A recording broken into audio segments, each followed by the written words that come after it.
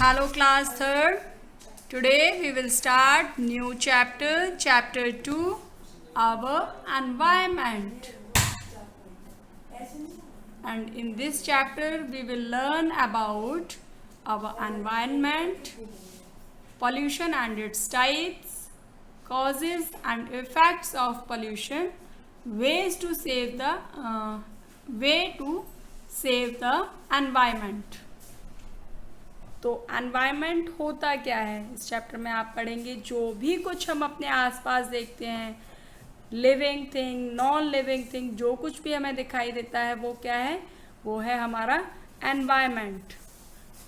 और पोल्यूशन, जो हमारा एनवायरनमेंट है वो किस रीजन से, कुछ रीजन से डर्टी हो जाता है, गंदा हो जाता है। तो कितने टाइप के जो है पोल्यूशंस होते हैं जो हमारे एनवायरनमेंट जो है हमारा उनसे गंदा होता है।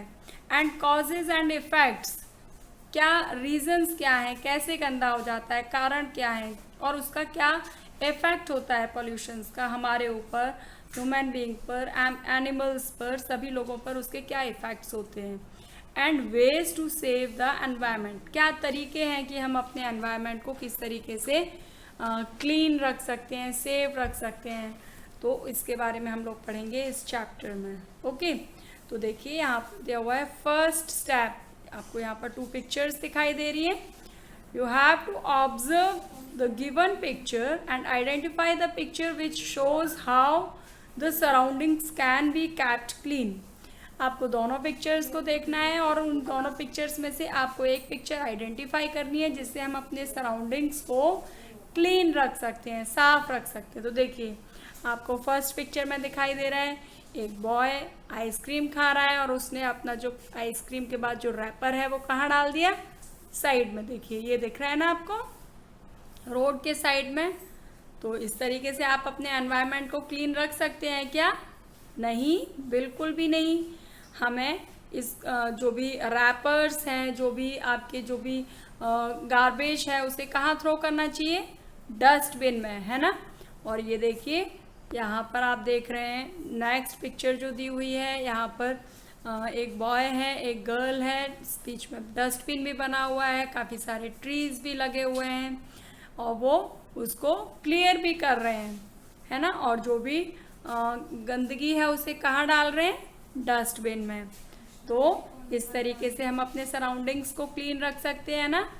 हाँ, तो ये दोनों पिक्चर्स को आपको अच्छे से देखना है और उसी को आपको फॉलो करना है जिससे आप अपने एनवायरनमेंट को क्लीन कर सकते हैं, है ना। चलिए अभी हम लोग स्टार्ट करते हैं अपना chapter. Everything that surrounds us make up our environment, जो कुछ भी हम अपने आसपास देखते हैं, कुछ भी, एनीथिंग, वो क्या है, वो हमारा सब कुछ मिलकर के क्या बनाती है, environment. It consists of living things such as human beings, plants and animals along with non-living things such as air, soil and water।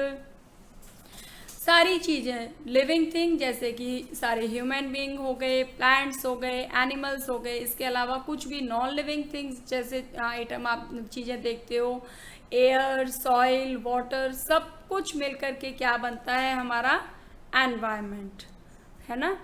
तो नेक्स्ट पेज, पॉल्यूशन। पॉल्यूशन क्या होता है? Sometimes the components of our environment such as land and water become dirty. कई बार ऐसा होता है कि कुछ ऐसे कंपोनेंट्स होते हैं जिससे हमारा जो एनवायरनमेंट है वो क्या हो जाता है, गंदा हो जाता है। हमारी जो लैंड है, हमारा जो वाटर है, वो किसी भी तरीके से डर्टी हो जाता है। And this condition of environment of being dirty is called pollution. और जो हमारा ये जो एनवायरनमेंट डर्टी होने जो होता है, ये जो कंडीशन है उसको क्या बोलते हैं, this is called pollution. And the substances that causes pollution are called pollutants. और वो सब्सटेंसेस, वो चीज़ें जिसकी वजह से हमारा जो एनवायरनमेंट गंदा होता है उनको बोलते हैं pollutants. And there are 4 types of pollution. 4 तरीके के, मेन 4 तरीके के पॉल्यूशन होते हैं। कौन कौन से? There are 4 types of pollution: air, water, soil and noise pollution. तो सबसे पहले हम लोग पढ़ेंगे एयर पॉल्यूशन। एयर पॉल्यूशन क्या होता है, कैसे होता है, क्या इसके रीजंस हैं, कॉजेज़ क्या क्या हैं एयर पॉल्यूशन के, किन रीज़न से ये एयर पॉल्यूशन होता है और हम इसको कैसे अपने एयर पॉल्यूशन को होने से रोक सकते हैं। ओके, तो air is all around us. आप अपने चारों तरफ क्या देखते हैं? आपको दिखाई तो नहीं देती है, लेकिन हमारे चारों तरफ क्या होती है? एयर होती है। And all living things required air to live. जितने भी लिविंग थिंग हैं उनको जीने के लिए, जिंदा रहने के लिए किस चीज़ की ज़रूरत होती है? एयर की ज़रूरत होती है। हम ऑक्सीजन लेते हैं तभी तो हम जिंदा रहते हैं ना। However, due to certain human activities, the air around us becomes dirty. लेकिन ये जो लोग हैं ये इतने गंदे होते हैं, ये कुछ इस तरीके की एक्टिविटीज़ करते हैं जिसकी वजह से क्या होता है, हमारी ये जो एयर है वो कैसी हो जाती है? डर्टी हो जाती है, गंदी हो जाती है। आपको कई बार लगता है ना, हम जब सांस ले रहे होते हैं, कहीं पर आप देखते हो कि किसी ने आग जलाई और वो धुआं जब होता है वहाँ पर, तो हमें सांस लेने में ऐसा महसूस होता है कि सांस लेने में दिक्कत हो रही है।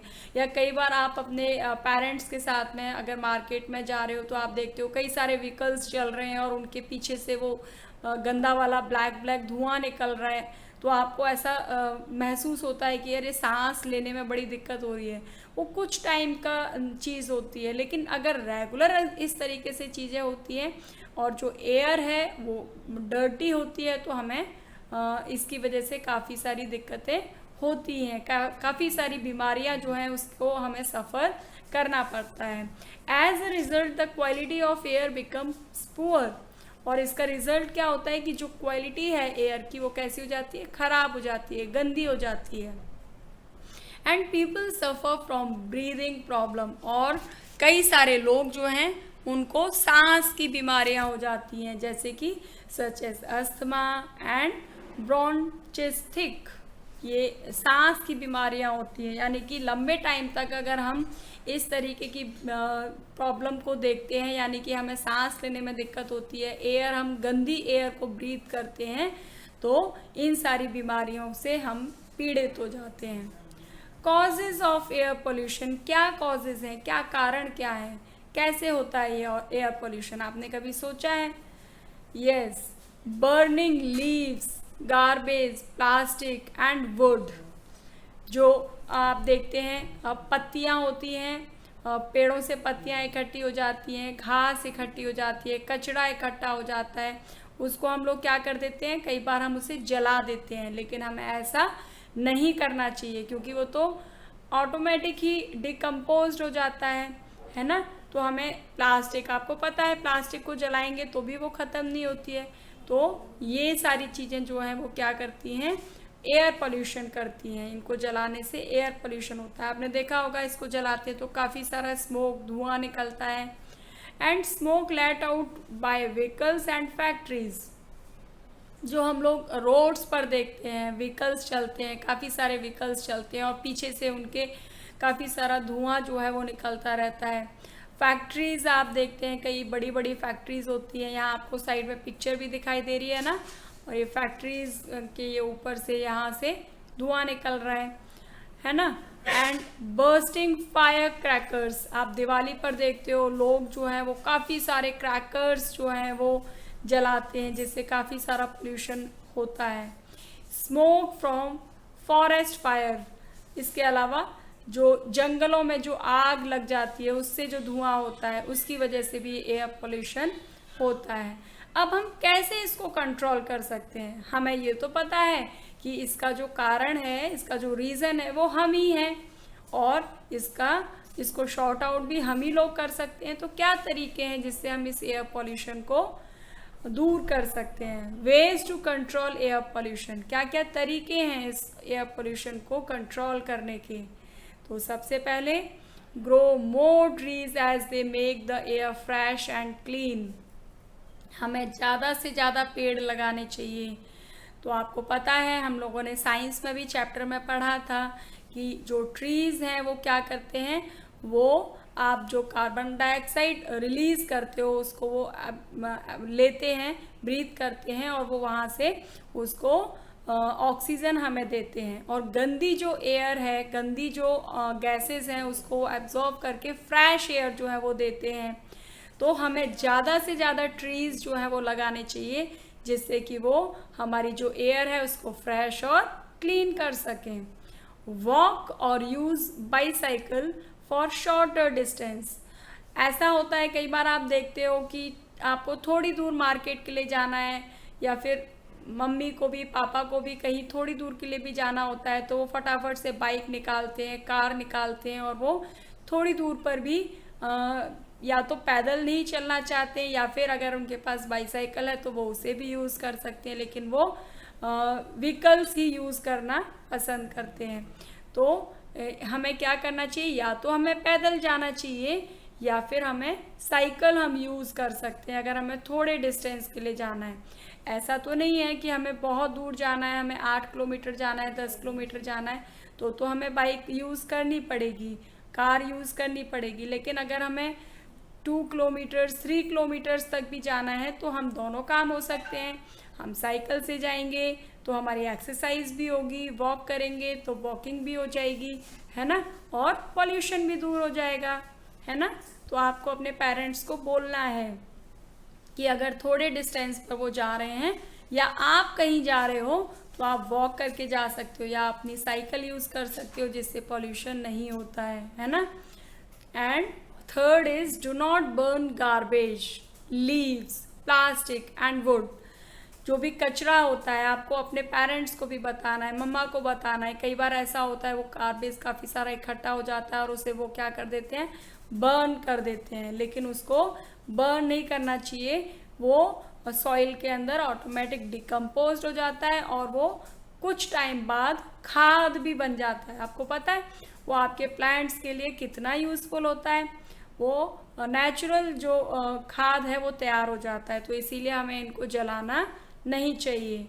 And last, avoid bursting fire crackers. जो दिवाली आती है या कोई फेस्टिवल आता है, दशहरा आता है और हम ढेर सारे पटाखे जलाते हैं, आपको पता है ये कितना पोल्यूशन करते हैं, है ना।